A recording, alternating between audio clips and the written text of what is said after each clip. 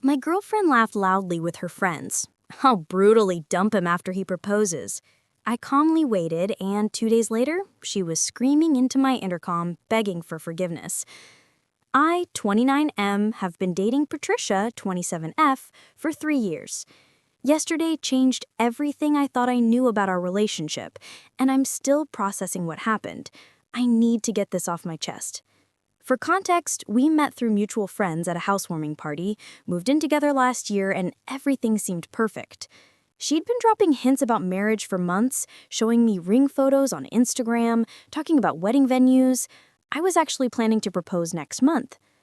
Yesterday morning, I was at Local Beans, our usual coffee spot. I was in the back corner with my laptop, wearing my earbuds but not playing anything, just trying to focus on some work. That's when I heard familiar laughter. Patricia was there with her friends, Gladys and Mary.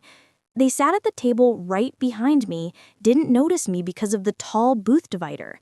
At first, I was just gonna say hi, but then I heard my name. Patricia was talking about me, and something in her tone made me stay quiet. "So you're really going through with it?" Gladys asked, trying to keep her voice down, but failing miserably. Patricia's laugh was different than I'd ever heard before. Cold. Almost cruel. Of course, Brent's so predictable. He's been looking at rings online. I saw his browser history. God, he's such a fool. But 3 years? That's a long time to fake it. Please, Patricia scoffed. The apartment's in his name. I've barely paid for anything, and Jason's place is twice as nice. You should see his car. My hands were shaking, but I kept perfectly still. Jason. Her work friend who'd been showing up in her Instagram stories lately. "What if Brent doesn't propose when you expect?" Gladys asked. "Oh, he will. I've got him wrapped around my finger, and when he does, I'm going to let him do it in front of everyone. Get down on one knee, make his little speech, then I'll laugh in his face and tell him what a pathetic loser he is. Jason's already got our Cabo trip booked for the next day." They all giggled, and I heard ice cubes clinking in glasses. "You're so bad," Mary squealed. "What about all his friends, your shared friends?" "They'll get over it. Most of them are his friends anyway, and I've got better options with Jason's crowd, better parties, better connections. Brent's nice and all, but he's just basic. Did you know he still uses a Timex watch in 2025? I sat there, letting the rage build, slowly controlling my breathing. 3 years. 3 fucking years of my life, and she'd been playing me the whole time. "When's D-Day?" Gladys asked. "He always does big things at Giovanni's, that Italian place he thinks is fancy." More laughter. "I give him 2 weeks max. I've been sending him photos of that princess-cut ring from Somerset Jewelers all week." They talked more about Jason, about their secret dates, about how Patricia had been stashing away money from our joint account. Everything she said made me grip my phone tighter, but I didn't move. I just kept recording. Finally, they left. I watched through the window as they got into Patricia's car, still laughing. She had no idea I'd heard everything, no idea that I'd recorded her entire confession on my phone. I drove home in a daze, but my mind was already working on what to do next. The apartment lease, our shared accounts, all the evidence I'd need. The rage had turned into something cold and focused. When Patricia came home that evening, I acted completely normal. Asked about her day, listened to her lies about lunch with the girls. She kissed me and said she was thinking about Giovanni's for our anniversary next week. "Great idea, babe," I said, smiling. "I've been thinking we should do something special." She beamed, probably thinking her plan was working perfectly, if she only knew what I had planned for her instead. I'll post updates as things develop. Right now, I need to make some calls and set a few things in motion. The next few days are going to be interesting. Update 1. Quick recap. Overheard my GF, Patricia, 27, at a cafe telling her friend she was planning to humiliate me during my proposal and that she's been seeing some guy, Jason, from her office.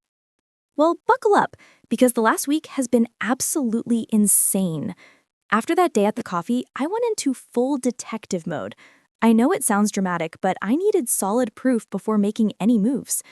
The first thing I did was create a fake Instagram account and started following Patricia's friends, Gladys and Mary. These idiots post everything. Within 2 days, I had dozens of screenshots of them at different bars and restaurants with Patricia and Jason. The best part? In several photos, you can clearly see them making out while Patricia's wearing the promise ring I gave her last Christmas. But here's where it gets better. Remember how Patricia always works late on Thursdays? Well, I decided to grab dinner at that small Thai place near her office. Guess who I saw sharing pad thai and playing footsie under the table? Yep, Patricia and Jason, looking very much not like coworkers. I wasn't going to do anything stupid. I just sat at the bar, ordered a beer, and recorded a few clips on my phone.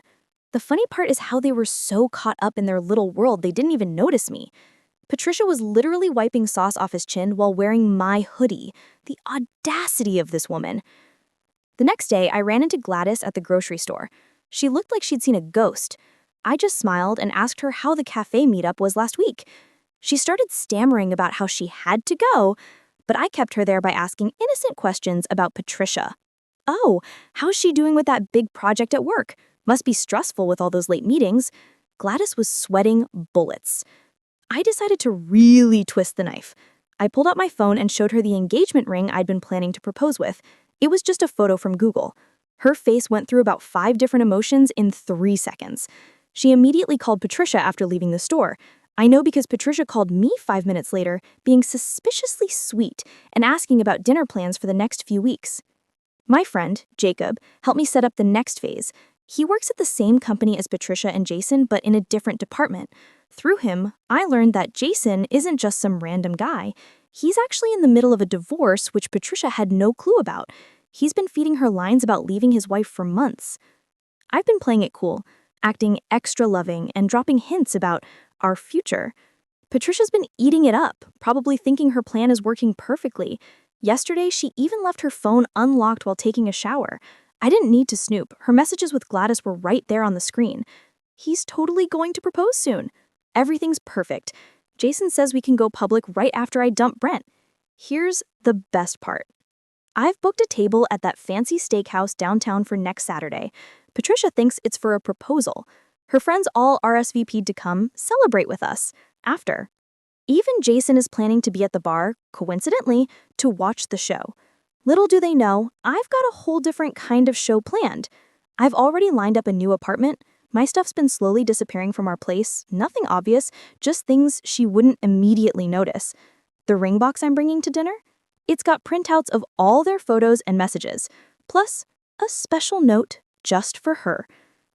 The hardest part has been acting normal. Every time she kisses me or talks about our future, I have to resist the urge to call her out right there. But watching her dig herself deeper, planning my humiliation while I'm planning something much bigger, it's almost poetic. My hands are shaking just writing this, but not from sadness, from anticipation. Saturday can't come fast enough. I've got everything documented, witnesses lined up, and an exit strategy ready. Patricia thinks she's about to star in her own little romance movie, but she has no idea she's actually in a tragedy of her own making. I'll update again after Saturday. And trust me, you won't want to miss what happens next. Edit. Thank you all for the support. And to those asking, yes, I've got all the evidence backed up in multiple places. I'm not leaving anything to chance. Edit 2.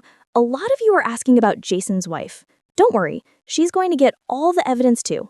I'm not the only one who deserves to know the truth. Update 2. Everything went down last night, and I'm still processing it all. Thanks for the support for my previous posts. You guys helped me stay focused when I needed it most. I made the reservation at Bella Rosa for 7:30 p.m. It's not some fancy 5-star place, but it's the nicest Italian restaurant in our area, and Patricia had been dropping hints about it for months. I knew her friends Gladys and Mary would be there. They'd been texting her all day about the special night. Little did they know. I wore that blue suit Patricia always said made me look handsome. Picked her up at 7, and she was practically glowing. She kept checking her phone during the drive, probably texting updates to her friends and Jason. I just kept smiling, remembering how she laughed about her plan to humiliate me. The restaurant was busy, perfect. Her friends were already there, phones ready to capture the moment. I spotted Jacob sitting at the bar, right where we planned. Patricia was getting fidgety by dessert, probably wondering when I'd get down on one knee. That's when I did something she didn't expect. I stood up, but instead of reaching for my pocket, I picked up my wine glass. "I'd like to make a toast," I said, loud enough for nearby tables to hear. Patricia's face lit up. Gladys already had her phone out. "To Patricia," I started. She was beaming. "To Patricia, who's been sharing my life for 3 years. To Patricia, who's been sharing her life with Jason from accounting for the last 8 months. The smile froze on her face. I pulled out my phone and played the recording from the cafe. Her voice filled our corner of the restaurant. "I'll brutally dump him after he proposes. Jason and I already have plans for a weekend getaway to celebrate." The color drained from her face. Gladys and Mary sat there with their mouths open. "What's funny," I continued, keeping my voice steady, "is that Jason never told you he's married, did he?" That's when Patricia lost it. She jumped up, knocking over her wine glass. "You fucking asshole! You set me up!" she screamed. The restaurant went dead quiet. "No, Patricia," I said. "You set yourself up. I just decided not to be your punching bag." I turned to Gladys and Mary. "Did you know she was planning to humiliate me, or were you just happy to play along?" Mary started crying. Gladys tried to stand up for Patricia. "You don't understand." "Oh, I understand perfectly," I cut her off. "Check your phones. I just sent you both some interesting screenshots of Patricia's conversations with Jason, specifically the ones where she brags about playing both of us." Patricia lunged for my phone, but Jacob was already there, stepping between us. "Don't," he said. That's when she really lost it. "You ruined everything," she screamed, mascara running down her face. "I had it all planned. Who the fuck do you think you are?" The manager came over. Patricia was still screaming about how I'd betrayed her. Ironic, right? Jacob helped me handle the bill while she was escorted out. Still yelling. Gladys followed her, but Mary stayed behind. "I didn't know," she said, looking sick. "She told us you were controlling, that she needed a way out." She showed me her phone. Patricia had been spinning lies for months, painting herself as the victim. I walked out to find Patricia sitting on the curb, sobbing into her phone, probably calling Jason. "Good luck with that," I said. "His wife found out last week." Gladys was trying to comfort her, but backed off when she saw me. "How could you do this to me?" Patricia whimpered. The rage was gone, replaced by something pathetic. "I loved you." "No," I said. "You loved what I could give you. There's a difference." I got in my car and drove away.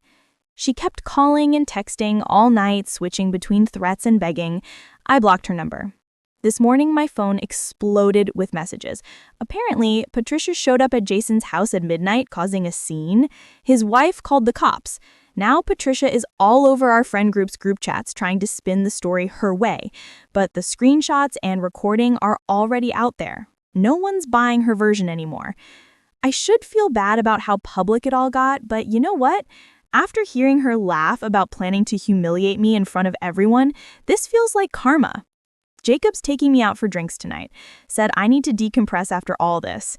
He's right. My hands are still shaking when I think about it. Not from sadness, though.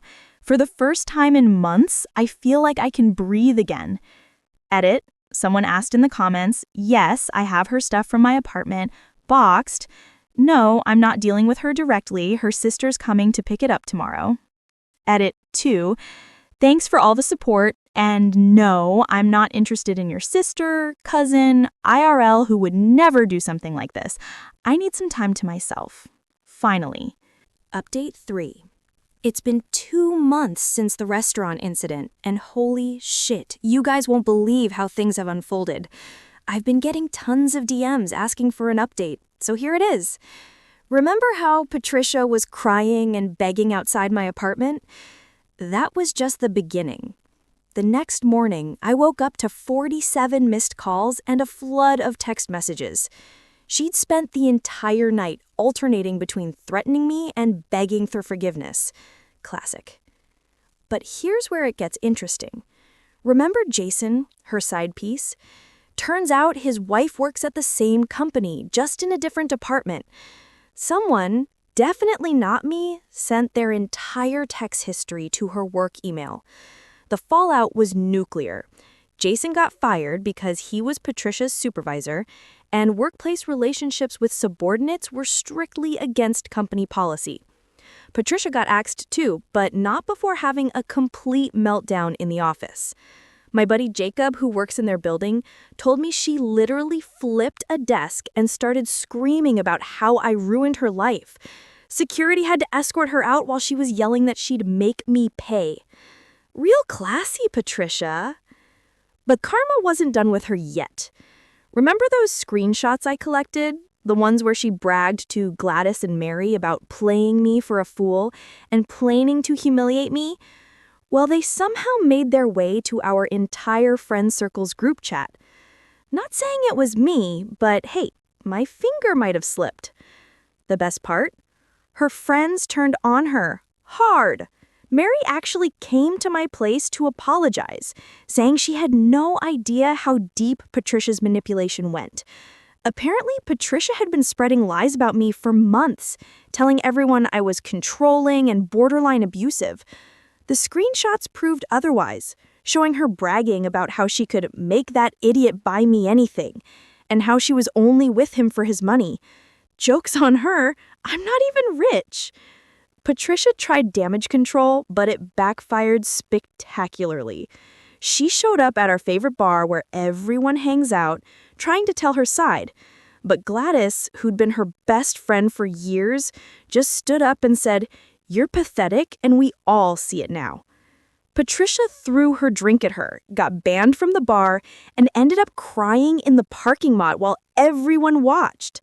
Yeah, not her finest moment. The apartment situation is what really got her, though.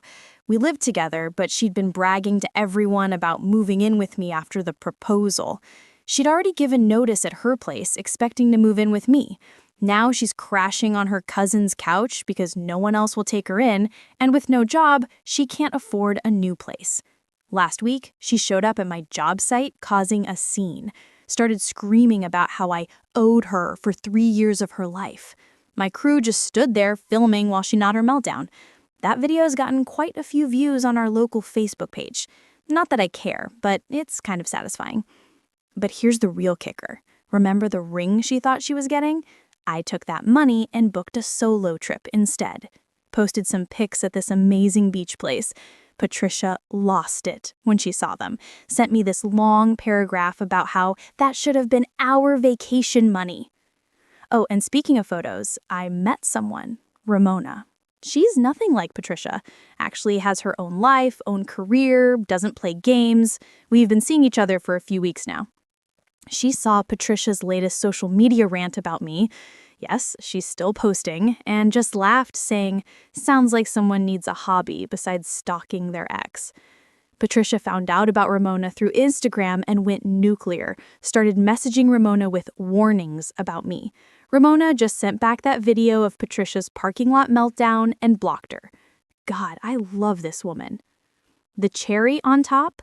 Patricia's parents, who always treated me like family, called me last week. They apologized for their daughter's behavior and said they raised her better than this. Her mom was crying, saying she's so ashamed. Must have been humiliating. Everyone in their church group has seen the videos by now. So yeah, that's where we're at. Patricia's jobless, friendless, and apparently moving back in with her parents.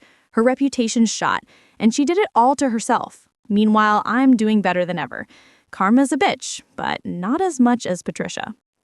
Edit, thanks for all the awards and messages. To answer some common questions, yes, I'm still with Ramona. Things are going great. No, I haven't heard from Jason's wife, but apparently she took him for everything in the divorce. And yes, Patricia is still trying to contact me through fake accounts. But at this point, it's just sad. Edit 2, stop asking for the meltdown videos. I'm not sharing them. This isn't about public humiliation, even if she deserves it.